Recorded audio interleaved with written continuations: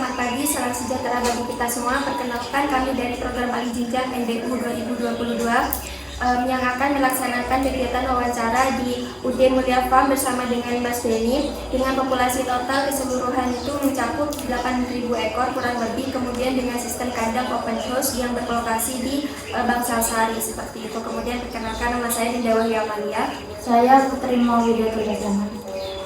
Nama saya Farhan. Nama saya Agustinus. Saya Eza Neklil. Sudah. Nah, yang mau saya tanyakan ini pertama, berapa kebutuhan sumber daya di kandangnya Mas Denny? Kalau untuk sumber daya manusianya itu di sini masih membutuhkan kurang lebih 4 orang untuk bagian kandang. Nah, dan dari 4 orang itu posisinya apa saja, Mas? Kalau 4 orang itu posisinya semua pegang kandang, ada di belakang sama di kandang ayam DOC. Terima kasih. Pertanyaan berikutnya yang saya ingin tanyakan, Mas. Ini kan tadi Masnya bilang ada 4 karyawan yang dibutuhkan. Yang dari keempat karyawan tersebut untuk kualifikasinya itu apa aja, Mas? Kalau sementara ini untuk kualifikasi nggak menuntut, jadi selama dia mau bekerja dan mau belajar itu bisa kami terima. Kemudian untuk misalnya pengalaman kerjanya di bidang perunggasan, terutama di ayam petelur itu, apakah ada kriteria lain, misalnya kayak harus sudah bekerja selama berapa tahun, atau semua orang yang mendaftar itu akan diterima? Ya, kembali lagi ke pertanyaan sebelumnya, ya tidak menuntut untuk mereka itu udah punya pengalaman lebih atau enggak, selama mereka mau belajar dan telaten itu kami terima di sini. Baik, menjawab pertanyaan dari teman saya sebelumnya, saya ingin bertanyakan ulang terkait posisi pekerjaan yang sebelumnya, Mas. Itu kalau boleh tahu posisi pekerjaannya apa aja? Jadi itu ada 4 orang, yang 3 orang itu bagian kandang ayam besar, ayam yang sudah produksi, dan yang 1 orang itu dikhususkan untuk dimegang di DOC-nya. Yang baik, lalu untuk tugas dan tanggung jawabnya sendiri dari masing-masing posisi tersebut gimana? Kalau untuk tugas tanggung jawabnya itu 3 orang belakang itu mulai dari menyiapkan bahan pakan, menimbang pakannya, sama membersihkan kandang, sama yang terakhir itu bagian ngambilin telurnya itu.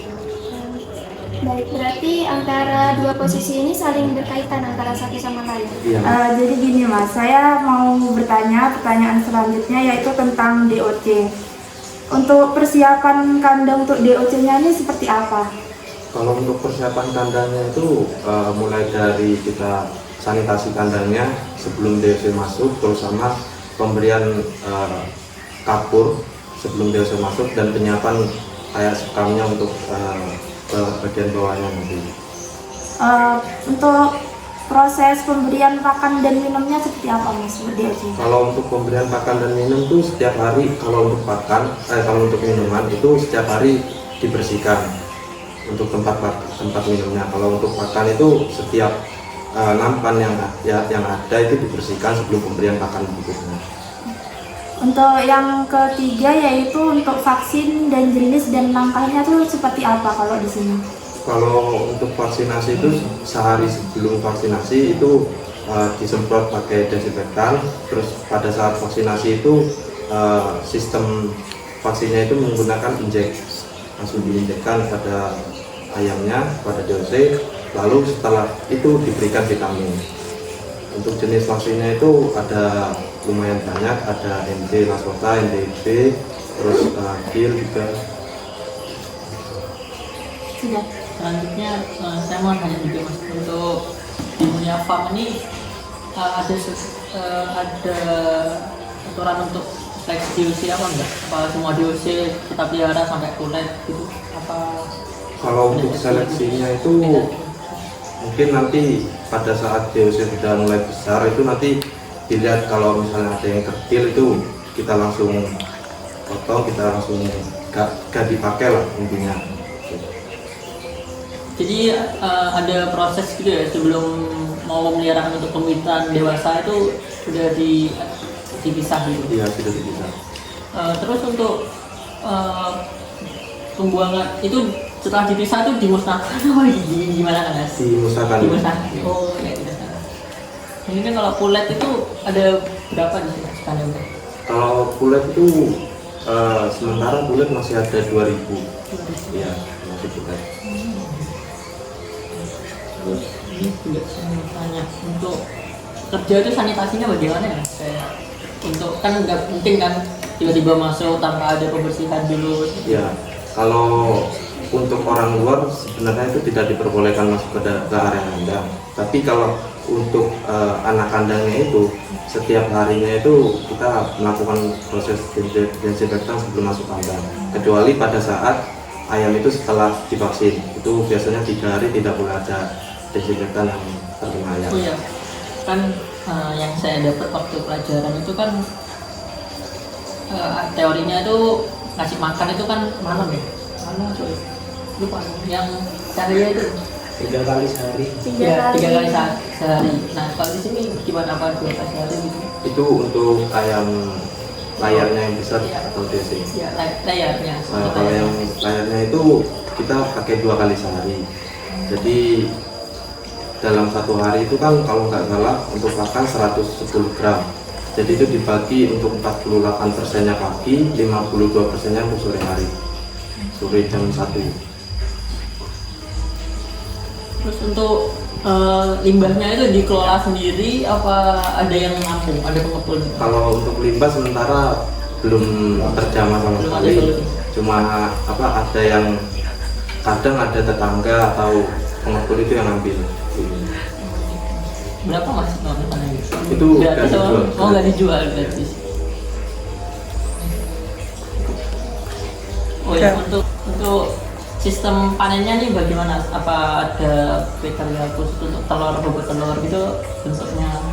Kalau dari bobot itu nggak ada, tapi kalau dari bentuk mungkin kalau ada telur pecah itu udah kita masukkan atau udah ada retak sedikit itu kita agak masukkan ke dalam kotak yang kayu itu. Tetap dijual apa dimusnahkan? Kan Kalau tidak yang bisa dikelola. itu yang retak sedikit itu tetap dijual di sini. Kalau yang sudah pecah, sudah kelihatan bagian dalamnya itu dimusnahkan, dibuang. Untuk distribusi ke klien itu door to door apa udah apa beli langsung satu kerat gitu? Itu langsung, kalau di sini ada tetangga yang langsung datang ke sini, terus nanti kita dari kitanya itu ngirim ke daerah yang udah ada langganan, itu dikirim pakai mobil pickup.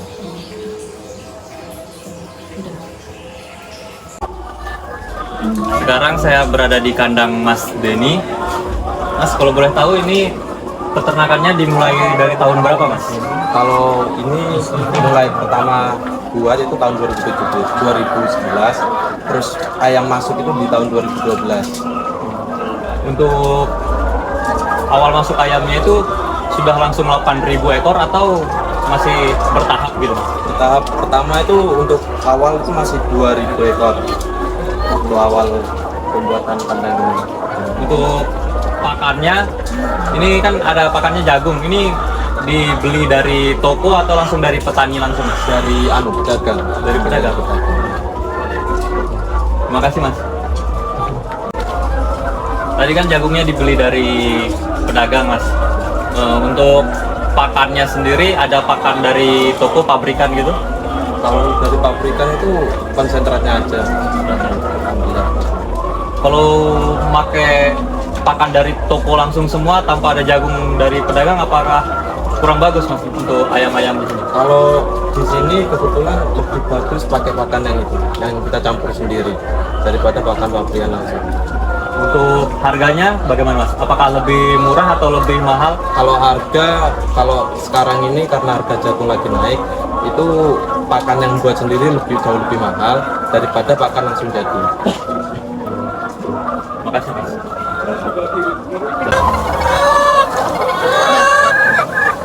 Baik, kali ini saya akan menjelaskan tentang proses pengambilan telur. Kalau kalian tahu ini nama siapa? Mas. Mas. Ini waktu pengambilan telurnya dari jam berapa sampai jam berapa, Mas? Dari jam Dari jam 10. Kemudian untuk pengambilannya itu berapa kali dalam sehari? 2 kali. 2 kali, berarti pagi dan siang. Pengambilannya berarti setelah ngasih pakan. Iya. Kemudian untuk hasil telurnya tiap hari itu berapa butir biasanya? Bisa, ya kalau kan kandang ini sama itu kan bisa di satu minimal berapa tuh? Kandang ini berapa? Udah 2 ya, udah 2 kalau kandang ini. Kalau kandang ini berapa ya? Jadi itu untuk sistem kerjanya dari hari apa aja? Termasuk setiap hari atau ada ya udah kita aja.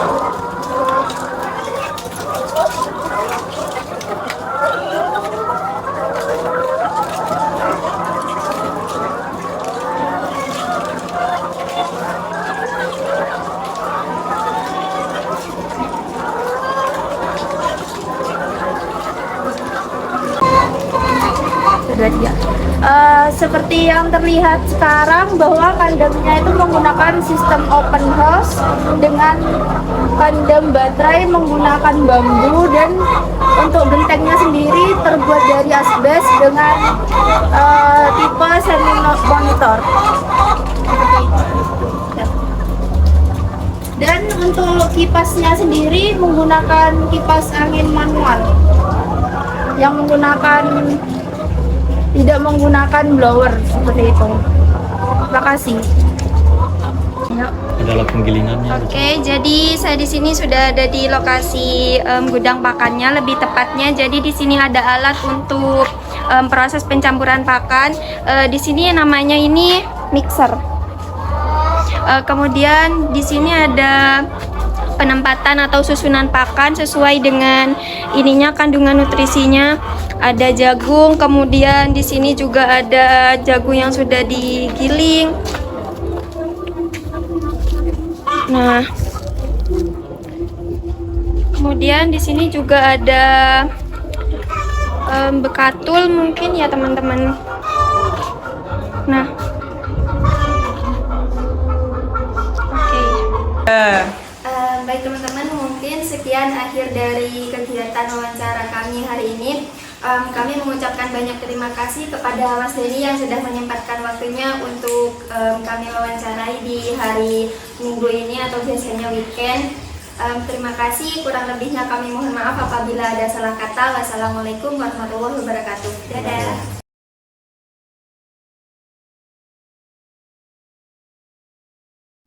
Baik, Assalamualaikum warahmatullahi wabarakatuh. Perkenalkan, nama saya Dinda Wahyu Amalia. Pada kesempatan kali ini saya akan mempresentasikan tentang hasil evaluasi terkait kunjungan kami ke UD Mulia Farm yang berlokasi di Bangsal Sari. Oke, baik, untuk materi yang pertama akan disampaikan oleh teman saya, Oke, saya di sini akan melanjutkan presentasi yang disampaikan oleh teman saya Dinda. Untuk struktur organisasi di UD Mulia Farm sendiri ini belum ada struktur pastinya. Namun untuk strukturnya itu dimulai dari owner. Ini ownernya merupakan lulusan D3 dari Poltek yang bernama Mas Denny. Owner tersebut bertanggung jawab atas apa saja yang dilakukan di peternakannya. Owner ini juga menerima laporan dari karyawan mengenai kegiatan dari peternakan tersebut. Untuk tenaga kerjanya ini langsung dibawahi oleh owner sendiri. Itu berjumlah 4 orang dengan masing-masing job yang berbeda-beda. Untuk jobnya sendiri ini ada yang mengurus kandang, mengurus DOC, memberi makan, dan memungut telur. Untuk saran kedepannya bagi peternakan UD Mulia Farm, apabila usahanya ini berkembang, lebih baik dibikin seperti menurut dari literatur, yaitu dikepalai oleh owner atau direkturnya sendiri. Kemudian di bawahnya itu ada manajer. Di bawah manajer itu dibagi lagi menjadi bagian keuangan, kemudian produksi, administrasi, kemudian ada bagian umum. Di seksi produksi tersebut dibagi menjadi beberapa bagian di bawahnya. Ada kepala gudang pakan yang berfungsi untuk mengatur pakan, kemudian ada kepala gudang telur untuk menerima telur yang berasal dari kandang. Di Di bawahnya lagi itu ada kepala bagian untuk bagian starter, grower, kemudian ada untuk layer 1, layer 2, layer 3, dan layer 4. Kemudian di bagian umum itu ada pegawai harian. Itu saja yang bisa saya sampaikan. Selanjutnya akan dipresentasikan oleh teman saya. Oke, jadi kebutuhan karyawan yang diperlukan oleh perusahaan di UD Mulia Farm sendiri itu membutuhkan sekitar 4 orang kurang lebih. Kemudian untuk selanjutnya penjelasan terkait SOP yang akan disampaikan oleh rekan saya. Baik, waktu dan tempat saya persilakan. Saya akan menjelaskan tentang persiapan kandang. Yang pertama yaitu sanitasi kandang dan peralatan dengan deterjen sebanyak 1 gram per liter air. Dan yang kedua yaitu desinfeksi dengan omicide sebanyak 500 ml per 200 liter air. Dan yang ketiga yaitu pengapuran kandang dengan kapur aktif. Dan yang keempat yaitu pemasangan tirai, pemanas, dan termometer. Dan yang kelima yaitu fumigasi. Baik, selanjutnya merupakan bagian pencampuran pakan. Pencampuran pakan di sini pertama dimulai dengan menyiapkan mesin yang akan digunakan. Jadi mesin dihidupkan dan diperiksa kesiapannya sebelum digunakan untuk mencampur pakan. Kemudian yang kedua adalah memeriksa bahan pakan yang akan digunakan. Pemeriksaan ini berupa dalam pemeriksaan bentuk, warna, bau, dan telah dilakukan uji organoleptik sebelumnya. Kemudian bahan pakan ini yang telah disiapkan ditimbang dan dicampurkan dengan premix atau feed additive yang akan digunakan sesuai dengan presentase atau jumlah yang telah diformulasikan untuk kebutuhan pakan ayam selama 1 hari. Kemudian bahan pakan ini dimasukkan ke dalam mesin mixer sehingga dapat tercampur secara homogen.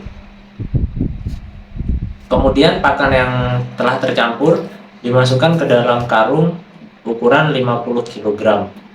Sekian. Terima kasih. Baik, dari pencampuran pakan kemudian dilanjutkan dengan pemberian pakan, di mana sebelum memberikan pakan dilakukan terlebih dahulu proses penimbangan pakan. Kemudian selanjutnya baru menentukan kebutuhan pakan itu sendiri. Nah, setelah itu baru dilakukan pemberian pakan sebanyak 2 kali sehari, yakni pada pagi dan sore hari, secara restricted feeding atau dibatasi. Kemudian pemberian air minum dilakukan secara ad libitum atau tidak dibatasi.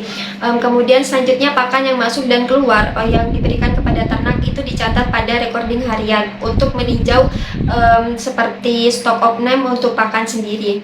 Oke, mungkin sekian. Proses selanjutnya adalah proses pengambilan telur. Yang pertama, pengambilan telur dilakukan 2 kali sehari selesai memberi makan. Selanjutnya, telur diletakkan pada tray. Tidak boleh lebih dari 10 tray karena rawan jatuh. Selanjutnya, telur kemudian dibawa ke gudang telur untuk dilakukan seleksi dan packing. Telur yang tipis cangkangnya itu dijual dengan harga murah, sedangkan telur yang pecah itu langsung dibuang. Kesimpulan dari presentasi ini yaitu manajemen SDM dengan organisasi dan SOP yang diterapkan masih berada di bawah standar yang ditetapkan. Untuk saran dari kelompok kami yaitu perlu dilakukan adanya evaluasi dan perbaikan terkait seleksi SDM dan penyusunan organisasi yang lebih selektif lagi. Selain itu, penyusunan SOP perlu diperbaiki lagi sesuai dengan standar SOP pada umumnya untuk meningkatkan performa ayam petelur. Baik, sekian presentasi dari kelompok kami dari program Ahli Jenjang. Mungkin apabila ada kesalahan kata, kurang lebihnya kami mohon maaf yang sebesar-besarnya. Wabillahi taufiq wal hidayah. Wassalamualaikum warahmatullahi wabarakatuh.